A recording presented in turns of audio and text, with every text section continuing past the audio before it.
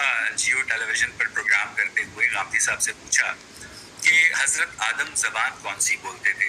सैयदना आदम नबीना अलैहिस्सलाम कौन सी ज़बान बोला करते थे?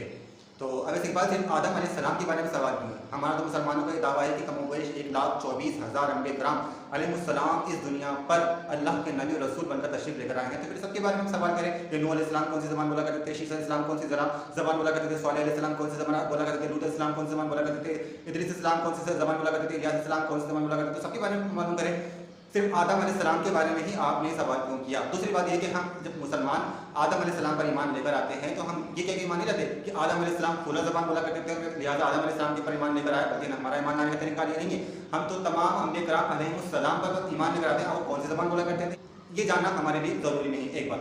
दूसरी बात है कि मैं आपसे एक सवाल पूछना चाहता हूँ, क्या इसी बात पर, क्या इसी दलील पर हम आदम अलैहिस्सलाम का इनकार कर दें कि आदम अलैहिस्सलाम की ज़बान का हमें मालूम नहीं था और हम कहें कि आदम अलैहिस्सलाम जो है दुनिया में तशरीफ़ लेकर नहीं आए? जैसे आप इतराज़ उठाते हैं कि भाई हमने जो है कहानियाँ गढ़ ली हैं क्योंकि हमें आदम अलैहिस्सलाम की ज़बान के बारे में मालूम नहीं था। तो मैं आपसे एक सवाल पूछता हूँ कि आप जो है अपने इर्द गिर्द परिंदे जो है उड़ते हुए देखते हैं, जानवर आप चलते हुए भी देखते हैं, तो आप उनकी ज़बान को जानते हैं कि वो कौन सी ज़बान है? अगर आपको उनकी ज़बान के बारे में मालूम नहीं है तो क्या आप जानवर परिंदों का इनकार कर देंगे या आप ये कह देंगे कि भाई अब इस बात जो है जानवर परिंदों की ज़बान नहीं जानता, लिहाजा अब इस बात तो शय कोई नहीं, परिंदे तो शय कोई नहीं है, जानवर तो शय कोई नहीं है?